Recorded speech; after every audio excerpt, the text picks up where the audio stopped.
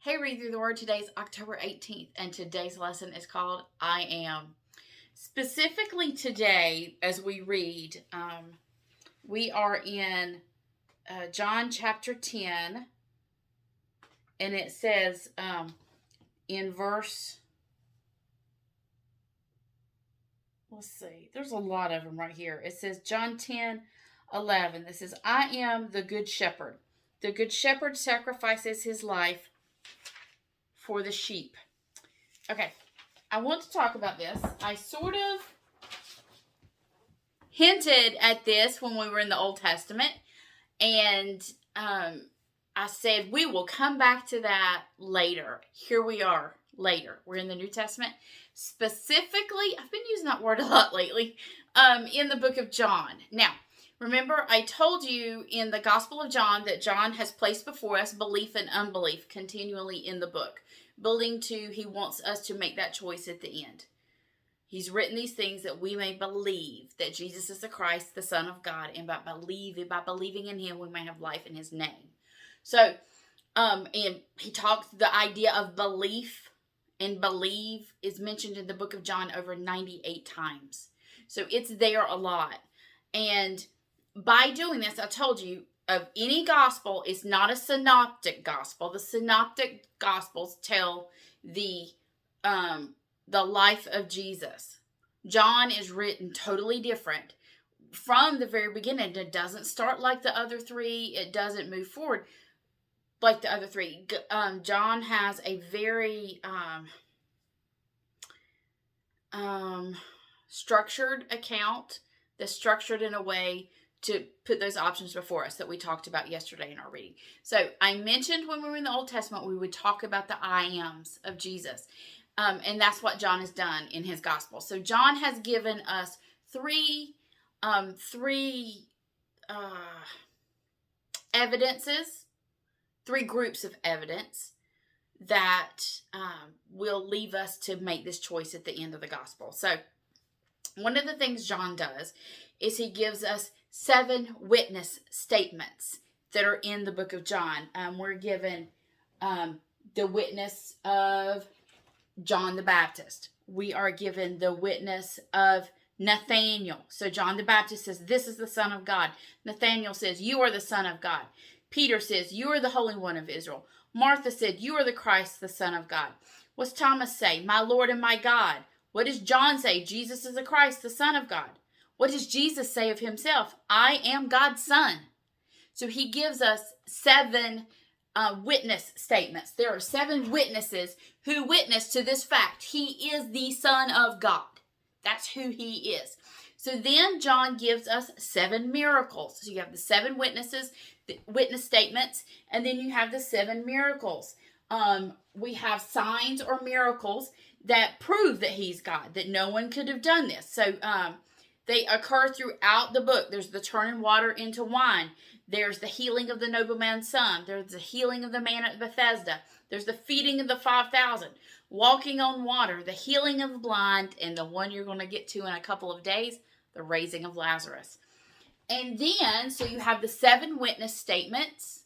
Each of those giving witness that Jesus is who he says he is. And Jesus himself says it. Then you have miracles that prove that Jesus has power over different things. Power over life and death. Power over nature. Power. It shows all these things that Jesus has power over because he is God. And then you have the 7 I am statements that are in the book of John. So you have these 3 groups of 7 in the book of John that are intermingled. So the 7 I ams are, he reveals his God nature in the I am statement. So remember, this is their link to Jesus in the Old Testament revelation of God. So God reveals his name to Moses as the I am that I am, the one who was, who is, and is to come. So he reveals that to him in Exodus.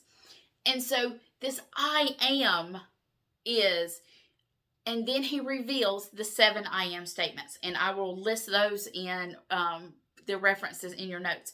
You have, I am the bread of life in John chapter 6. I am the light of the world in John chapter 8. I am the door in John chapter 10. I am the good shepherd in John chapter 10.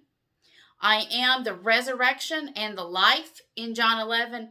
I am the way, the truth, and the life in John 11. And I am the true vine in John 15. So this is a very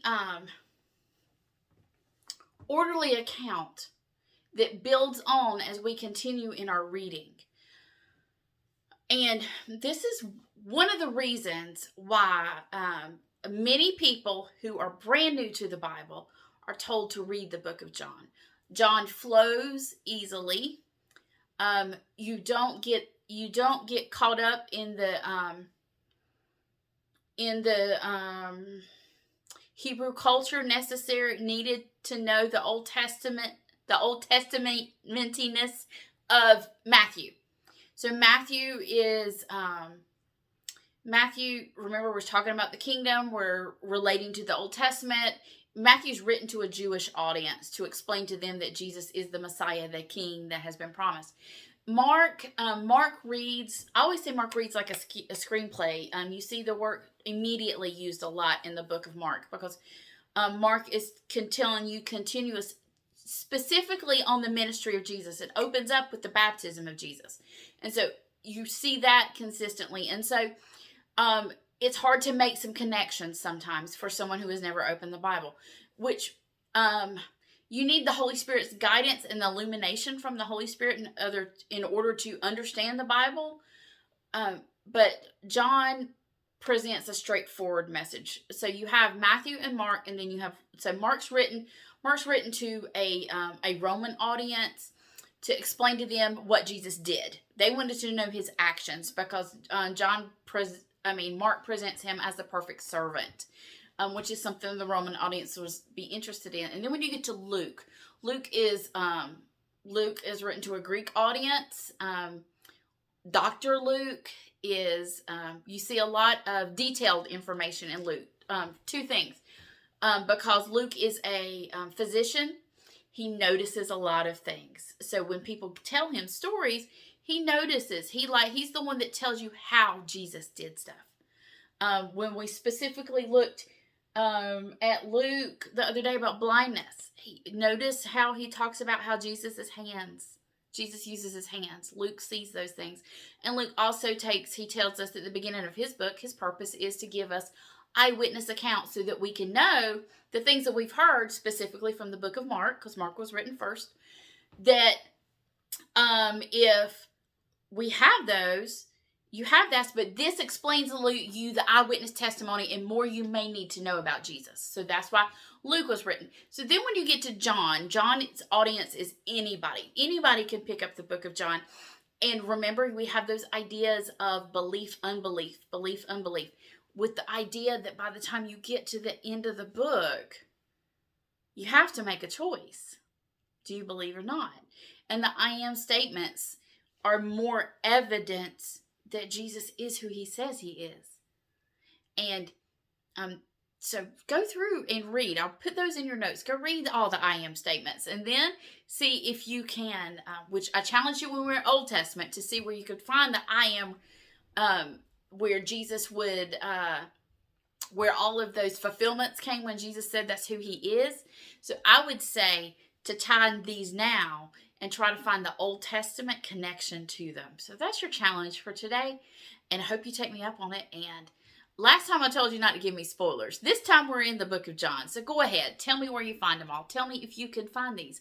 Why is he the bread of life? Why is he the vine? Why is he any of those? So tell me what you find out. I can't wait to read the comments, and we'll see you next time on Read Through the Word.